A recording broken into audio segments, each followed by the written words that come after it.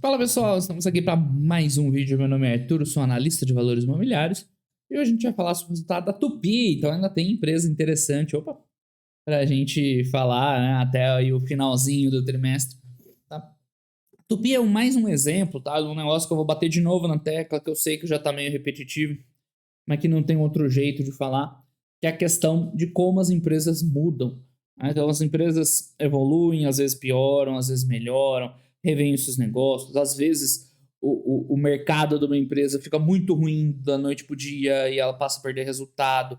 Por exemplo, aconteceu lá com as adquirentes, por exemplo, aconteceu com as distribuidoras de combustível, depois de uma regulação lá, nenhuma conseguiu ganhar dinheiro mais. Então, pessoal, não dá para você olhar uma empresa, né? Você olhou, chegou, essa empresa é assim, e depois ficar com a mesma opinião sobre ela 2, 3, 5 anos. Cara, as coisas vão mudando, o cenário muda, as empresas mudam, e, enfim, né? Então você acaba ficando para trás. A Tupi é um exemplo perfeito disso, de uma empresa que melhorou. Se a gente pegar aí o final dessa última década, e até antes da pandemia, não vou dizer que ela era ruim, mas ela ficava nesse resultadinho aqui, ó, 200 milhões, 100 milhões de lucro, 200 milhões, aí teve um ano de prejuízo aí, né, alguma coisa aconteceu.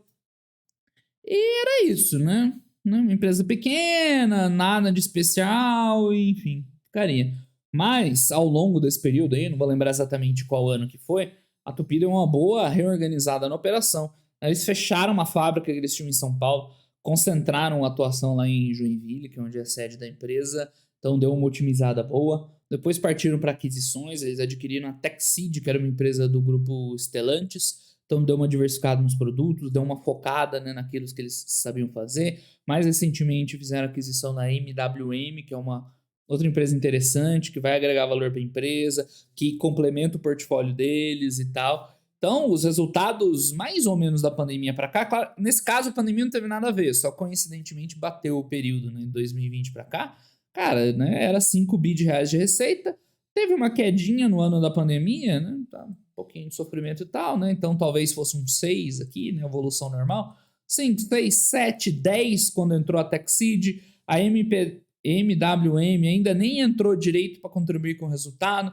EBITDA também, ó, quase dobrou praticamente. EBIT também, lucro também. Com todas essas aquisições, o endividamento continuou controlado. Então a Tupi melhorou muito nesse período. Além disso, ela deu uma reformada ali no seu portfólio de produtos, porque ela é uma empresa que focada principalmente aqui, ó, em bloco e cabeçote de motor. Então ela fazia peças, faz peças para o setor automotivo, mas coisa pesada de fundição. Então ela era uma empresa de fundição. Aí agora tem coisa mais moderna, de lá, vocês vão ver na apresentação lá o CGI, ferro vermicular, enfim, coisas mais elaboradas. Ela tá de olho em coisas modernas, né? Você pode perguntar, pô, se ela faz bloco, coisa de motor a combustão, a gente está no caminho de eletrificação e tal. Vocês vão ver que ela já está de olho, coisas como motor hidrogênio, outros tipos de combustível, motor a gás, né, biogás. Então, nossa, para mim a empresa mudou da água para o vinho nos últimos anos, né, em tudo, nos fundamentos do negócio, na eficiência, né, os resultados melhoraram. Se for ver assim, né, a quantidade da receita assim, né, aumentou quase 3 vezes para esse período, o lucro aumentou muitas vezes também. É uma empresa que roda com uma margem relativamente baixa, tá? Porque faz parte do setor industrial, tem margens mais apertadas, mas o resto aqui é tudo muito redondo. Tem a geração de caixa que a gente vai falar aqui, né? Tá um pouquinho apertada, mas o resto dos números são muito bons. E esse pezinho que ela tem no futuro, né? Pensando em novas tecnologias, isso aqui é muito legal também. Tem tudo para que ela consiga evoluir, né, mais nos próximos anos. Com essas aquisições, ela ganhou novos mercados, ela tem fábrica no México, ela tem fábrica agora na Europa, em Portugal. Né? Então, bem legal a trajetória da Tupi, o mercado tá lá, né? Até deu uma, na média, assim, ela deu uma apreciada de valor, né? Mas muita volatilidade. É uma empresa pequena, que não é tão acompanhada assim. Na verdade, de valor de mercado, ela não é tão pequena, não. 3 bi e pouco, né? Tem empresas menores. Mas, né? Tá lá, mercado joga para cima, joga para baixo e tal, e a empresa entrega um baita resultado. Tá? Ok, vamos dar uma olhada então na apresentação dela do quarto trimestre de 2022. Bom, aqui a gente tem alguns destaques. Então, esse ano de 2022 foi o ano que consolidou a Techseed inteira. Por isso que deu esse salto no resultado aí bem expressivo, né? Relação ao ano passado, a receita disparou, o EBITDA, tudo melhorou em relação ao ano imediatamente anterior. E a MWM, ela entrou só em dezembro, então ela mal contribuiu com o resultado ainda. Tem mais uma alavanca aí de geração de valor que tá ali já na boca do gol, né? No próximo tri já deve vir um resultado um pouco melhor. Eles comentaram no call que ainda estão integrando, ainda não vai ser um trimestre assim forte de resultados dela, né? Mas que ao longo do tempo eles vão capturando. Bom, mas sobre a Tupi em geral, eles continuam com o resultado meio bagunçado aí por causa da pandemia e pós-pandemia e crise de suprimentos e aumento de matéria-prima, né? Continua aí meio tumultuado. Lembrando, eles são uma empresa B2B, então os produtos que eles fabricam não é para vender para o consumidor final, para vender para outras empresas que vão colocar nos seus produtos. Então tem um degrau a mais ali, né, de confusão logística. A empresa para a produção, aí eles com dificuldade de vendas, né? A gente está vendo de novo aí as montadoras reduzindo produção e tal. Então tá meio tumultuado ainda os números. Talvez a gente não tenha visto o real potencial, né, da Tupi pós-aquisições e sinergias, tá? Então eles tiveram um quarto trimestre, algumas paradas não programadas, né? Pesou ali no capital de giro, a margem está um pouco pressionada. Né? Eles tiveram um problema no México lá, com o quê? Um forno? Não lembro agora. Né? Mas deu um pepino lá num troço que eles estão tentando até acionar o seguro, tá no release lá explicando. Né? Deu um BOzinho lá na parada, né? Então não foi um trimestre assim liso, foi um trimestre cheio de altos e baixos, né? Mas vocês vão ver que o resultado em geral da empresa ainda é bom, tá? Aqui não tem nada muito especial, né? A sinergia eles já estão capturando a da TechSeed, vão capturar ainda, né, as da MWM, não sei porque que eu falo P sempre. Você vê margem, né, tá aumentando um pouquinho, mas é uma margem justa, né? Esse tipo de empresa vai ali com margens apertadas. Eu tenho um slide de destaque só para capital de giro, então é muito comum. A gente tem visto bastante isso aqui nas empresas. Você vai ver que o EBIT dele não vai parar lá no FCO como era de se esperar, né? Desde o começo da pandemia. Ó. Aqui era mais normal, né? Você vê o FCO mais parecido aí com o EBITDA, que é mais ou menos, né, o equivalente aí no regime de caixa e regime de competência. Mas nos últimos anos, né, a diferença está muito grande. Isso porque as empresas estão tendo, em geral, problemas com capital de giro, principalmente estoque. Né? Então, tem os recebíveis e tudo mais. Então, eles estão trabalhando nisso para melhorar o ciclo de conversão de caixa. Você vê que no primeiro semestre de 2022, eles consumiram caixa operacional ainda. Né? Então, principalmente aqui nos estoques e tal, eles vão ter que dar uma...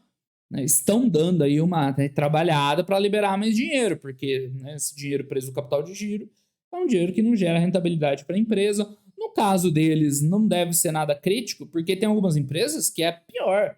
Por exemplo, empresa que trabalha com produto de moda, assim, coleção de roupa, de calçado, se ficar estoque de produto pronto encalhado, é um desastre, porque esse tipo de produto perde valor muito rápido, né? Passa a tendência, passa a estação, você tem que fazer uma mega promoção para desovar, para vender. Eu lembrei da Multilaser, John. Então, para algumas empresas, isso aqui é mais crítico ainda. Para eles, acho que nem tanto, mas mesmo assim, é dinheiro que é melhor liberar logo para a empresa investir, para reduzir endividamento, para eventualmente distribuir para o acionista. E é isso que eles estão destacando aqui, ó. Estamos trabalhando para liberar capital de giro, porque estava muito dinheiro preso lá, ok? Destaques operacionais, então mesmo com todas essas dificuldades, foi um ano recorde, 10 bilhões de receita, assim, dá para ver bem o impacto, como o ano foi positivo, né? 10 bi de receita, mais de 1 bi de EBITDA, quase 800 de EBIT, 500 milhões de lucro, qualquer métrica que você usar, veio um resultado muito bom, mesmo com dificuldades, volumes abaixo do potencial, ainda tem gargalo na cadeia produtiva, e os caras já estão entregando um número muito bom, né?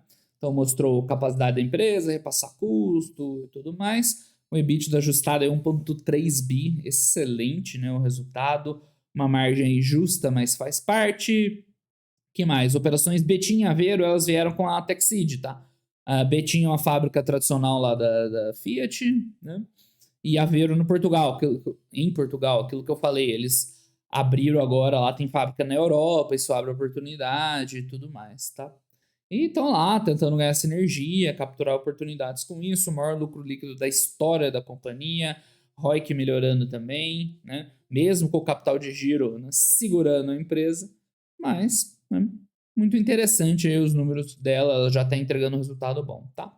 Falando especificamente do quarto trimestre, você vê que não houve uma evolução sequencial da operação, justamente por esse monte de problema aí que aconteceu, deu lá o BO no México. O que aconteceu? Foi um forno, uma caldeira, acho que um forno lá. Deu pau lá, eles vão acionar o seguro, parou a operação. Essa integração com a MWM ainda foi meio tumultuada. Ou seja, né, os caras estão arrumando a casa ainda, mas tudo bem, né? Um trimestre não vai fazer tanta diferença assim. E não é como se tivesse caído, despencado, né? Só deu uma pioradinha sequencial aí nas receitas.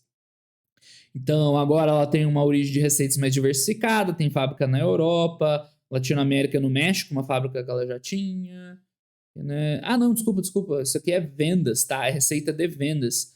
Então, eles vendem muito para o exterior, vendem para o mundo inteiro, na verdade, né? É um perfil de vendas que vai para os grandes fabricantes de veículos pesados, máquinas e tal, e vai ser vendido para o mundo inteiro. Então, a Tupi é uma empresa que, indiretamente, ela está exposta, basicamente, à economia no mundo todo, né? Porque os clientes dela são fabricantes de máquinas, veículos e outras coisas de infraestrutura que vão vender para o mundo inteiro, tá? Então aqui a gente tem uma visão, nossa, tá bem ruim aqui, né? Bem atrás de mim, né? Que a maior parte da receita, não vai ter como ser da frente, 85% é veículos comerciais e off-road, onde entra, né? Esses veículos pesados, caminhão, máquina agrícola, máquina de construção civil, é a maior parte, né, dos blocos de motor, aí tem alguma coisinha para carro de passeio e 5% vai para outras aplicações, tá? Ah, aqui sim, aquilo que eu tava falando. Eles vendem principalmente no mercado externo, 70%. Bom, custos, né? Os custos em geral estão crescendo, isso aí todo mundo sabe, que acompanha empresas do setor, do tipo, né? Então, custo de matéria-prima, principalmente commodities, é ferro, é aço, é sei lá mais o quê. Né? Então, né, esse tipo de empresa geralmente tem esse perfil de CPV, o principal custo disparado da matéria-prima, e aí não tem o que a empresa fazer para reduzir, né? Não tem como, não. Bota menos ferro aí nesse bloco de motor para economizar, não dá, né? Então acaba que o melhor jeito da empresa se defender disso aqui é repassar preço. Ela pode tentar fazer uma gestão de estoques e tal, mas não tem como no final das contas, tá? Então você vê uma evolução dos custos, não teve muito o que fazer. A mão de obra acabou subindo também por causa dos índices inflacionários em geral, né? Mas mesmo assim a empresa ganhou margem bruta. Isso aqui deve ter a ver com o mix de novos produtos, de produtos diferentes, né, de margem mais elevada. E, pô, seria muito difícil ela ganhar margem bruta num cenário tão competitivo. Mas eles falaram lá, né, de repasse de custos e tal. Então foi bem interessante, bem positivo mesmo o resultado dela, tá? Teve impacto em inflação, teve novas operações, teve não recorrente, e mesmo assim eles entregaram um valor bem interessante, tá? Você vê o SG&A aumentou bastante, mas isso é natural quando você tem aquisições, né? Entra bastante despesa, aí com o tempo você vai enxugando e vai ganhando sinergias. E o EBITDA a gente vê no quarto trimestre um EBITDA mais fraco, por aqueles fatores todos que a gente comentou, tá? Aqui, né? Então teve não recorrente lá de reconstrução desse forno no México, teve ajuste lá da aquisição, né, aqueles ajustes contábeis, a MWM entrou apenas um mês e teve que fazer uns ajustes, teve sazonalidade dessa mudança aí de norma para caminhão, né, Procon Euro 6 é norma de caminhão, que a gente já viu lá na Vamos, mas vai aprendendo uma coisa da empresa na outra. Então o quarto tri ele foi meio fraco, né, de verdade, mas foi muita coisa ao mesmo tempo acontecendo, né? Foi muito probleminha e com o tempo isso aí vai sendo resolvido, né? Acho que de boa, sem muito estresse. No acumulado do ano, o resultado foi bem forte mesmo com esse quarto tri fraco, né? Então você vê o segundo e terceiro tri foram muito, muito bons. E se a empresa conseguir normalizar a partir daqui, né? Pode esperar um resultado bem interessante, uma margem de 7% líquida. Né? A Tupi sempre rodou 3, 4, 5, 1 ano, 6, né? Lá atrás, isso aqui era outra época. Então, né, dá a impressão que ela está no outro nível de rentabilidade já. Né? Tem que baixar a poeira aí um pouco, organizar a casa. Né? Esse resultado aí deve começar a aparecer um pouco melhor. Então. Bom, o resultado financeiro não é crítico para a empresa, porque o endividamento é relativamente bem controlado, mas hoje em dia, né, qualquer coisa está pesando. Taxa de juros altas e tudo mais. Então eles têm aí um pouco de dívida em dólar, tem variação cambial. Por enquanto não é uma preocupação, mas, né, tem que ficar de olho aqui. É claro que, né, a empresa vem no ciclo de aquisições. Então, quanto mais arrumar essa casa, gerar mais caixa, liberar aqui, né, o capital de giro, dá uma desalavancada aqui, né, tira uma pressão. Então, não chega a preocupar esse resultado financeiro dela.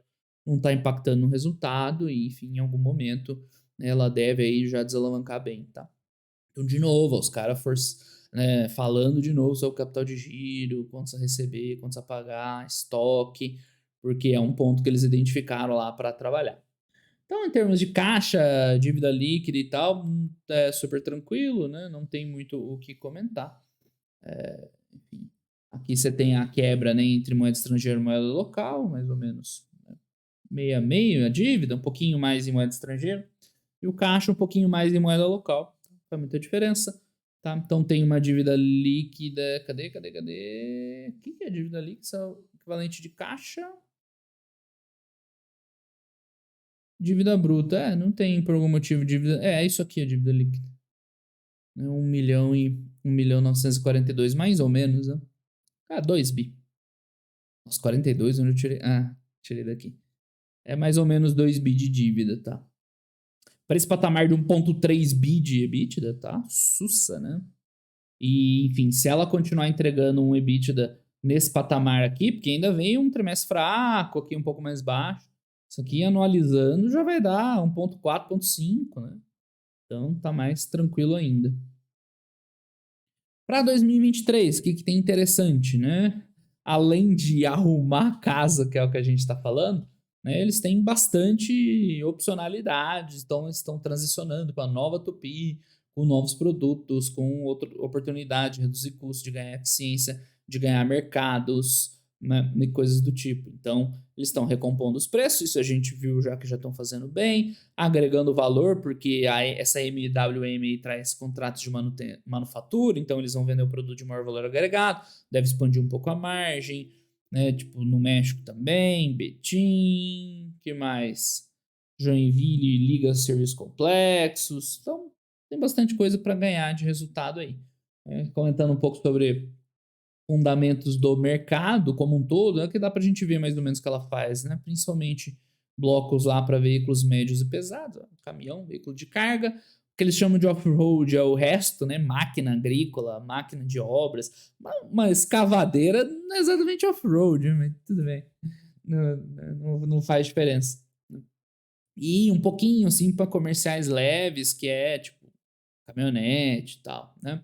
Então, enfim, tem aí um cenário positivo, tá trocando de norma lá dos caminhões e tal. É esperado aí finalmente uma melhora em geral aí dos veículos. A gente veio meio tumultuado, né? Teve um período muito ruim, aí depois disparou os preços de veículo, agora tá caindo de novo, as fábricas estão voltando a cortar a produção, ainda tá bem bagunçado, né? Mas no geral as perspectivas são possíveis, são boas, né? No Brasil tem uma provável queda nas vendas, né? Isso aí a gente tem visto um pouquinho lá na Randon e tal. Mas, né, no exterior, que é onde ela vende mais, né, continua mais promissor, tá? Que é o principal mercado dela. A notícia boa é que no Brasil essa parte de agrícola e tal, né, tá voando. Então acaba que uma coisa vai compensando a outra e tudo mais. Que mais que tem legal, né? Então agora eles vão oferecer, além desses componentes estruturais, né? Contrato de manufatura, um produto um pouco mais de valor agregado. Eu tava tentando lembrar, né? Da usinagem, o termo. Usinagem, montagem de motores. Então ela vai sair de vender um produto extremamente simples para já vender um troço mais, né, elaboradinho, né? Então eles vão ter aí um posicionamento diferenciado para capturar aí valor e tudo mais, né? Então, essa aquisição da MWM, eles comentam que é bem interessante, assim, para mudar o patamar da empresa e tudo mais, né? Usinagem, montagem de componentes. Então, ó, aquilo que eu falei, potencial de aumento do EBITDA por unidade, você vai agregar muito mais valor, né? Então, vamos ver, isso aí seria bem interessante, já que a margem dela é muito baixa, né? Então, só de você aumentar a margem já melhoraria bem o resultado. A receita é 10 bi, né? Muita coisa. Que mais? De novo, contratos de manufatura para caminhões pesados, alto volume, picapes na América Latina. Então, os contratos a prazo de 8 anos, uma receita aí acrescentando, mais investimentos. Vai lá, tocando o negócio dela.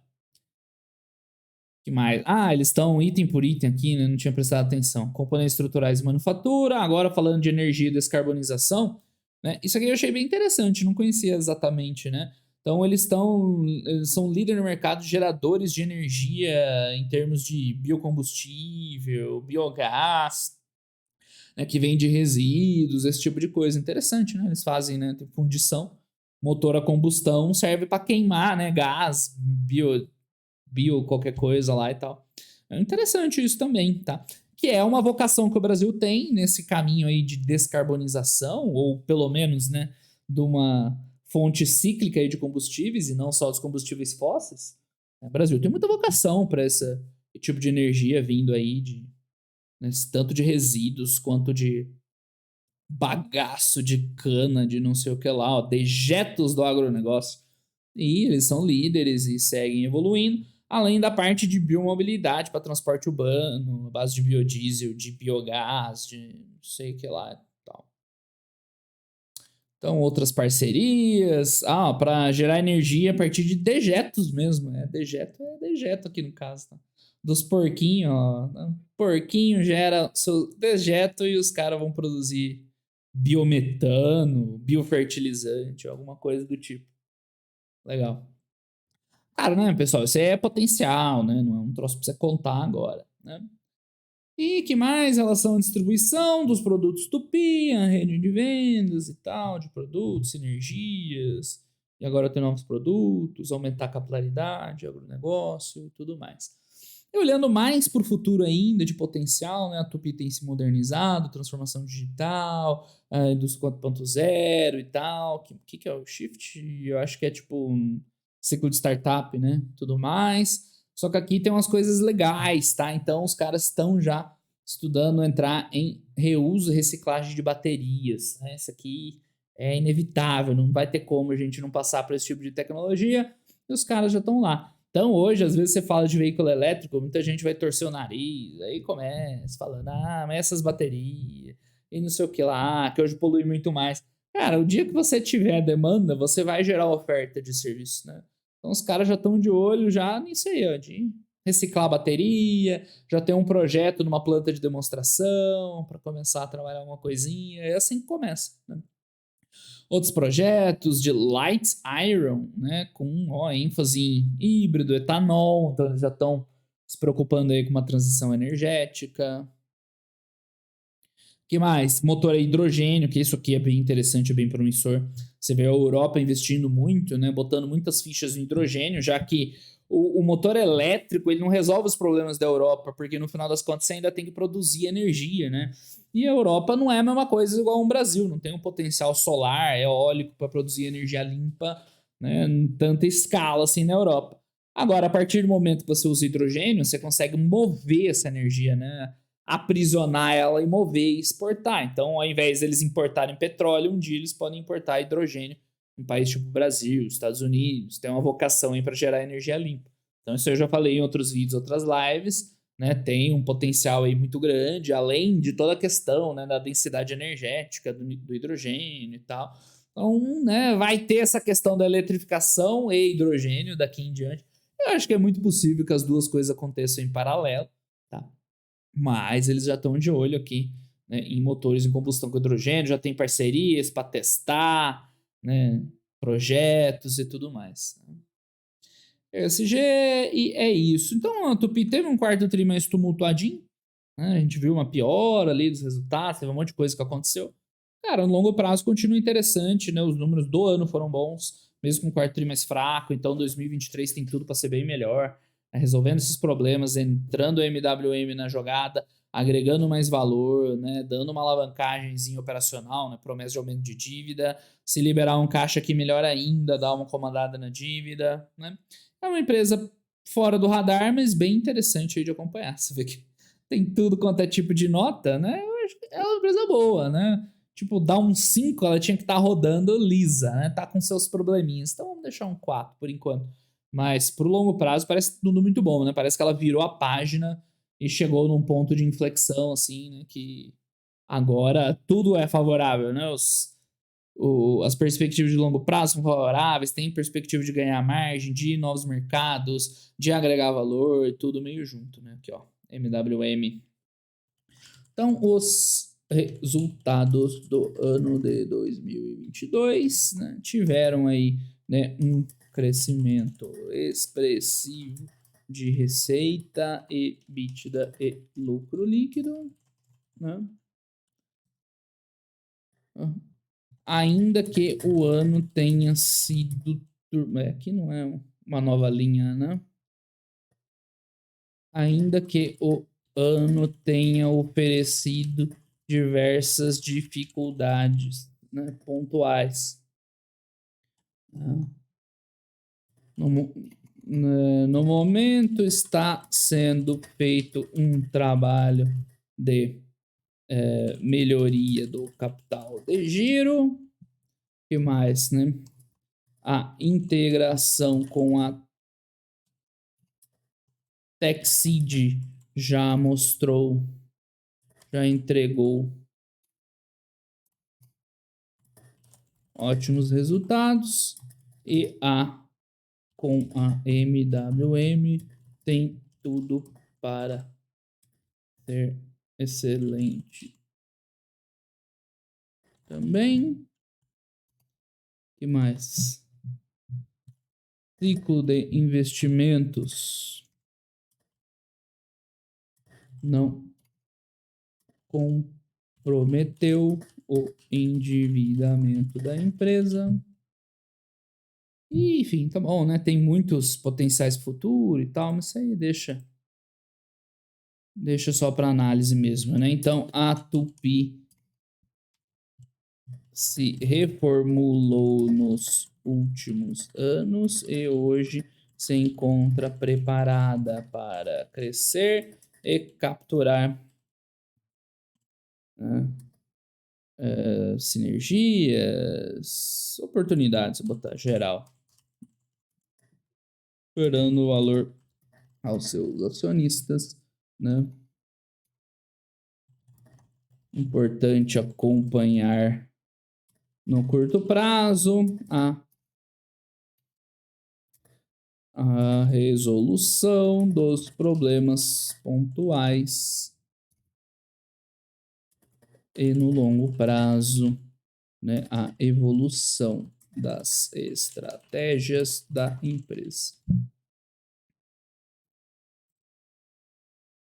Isso, né? Tá lá, empresinha boa, redondinha, tem vídeo dela no canal também, quem quiser ver um pouquinho mais. Mas tem que estar de olho que a empresa mudou bastante. Vamos acompanhar a evolução dessa margem aí. Tem tudo para melhorar. A hora que ela resolver esses pepininhos, vamos ver a contribuição da MWM, a hora que ela tiver, né, toda a capacidade e novas fábricas, novos produtos. É uma empresa que eu acho bem legal aí, né, um pouco fora do radar, mas bem interessante para a gente comentar. Beleza, pessoal? Então, por hoje é só. Esse foi o vídeo da Tupi. Grande abraço aí para todo mundo e até os próximos vídeos. Valeu!